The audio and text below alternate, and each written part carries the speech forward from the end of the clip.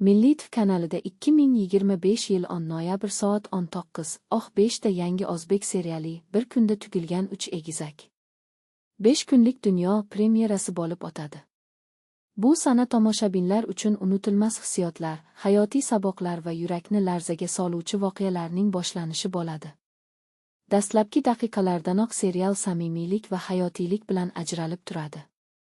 Har bir kadrda vaqt nafasi, inson qalbining iztirobi va mehr iliqligi seziladi.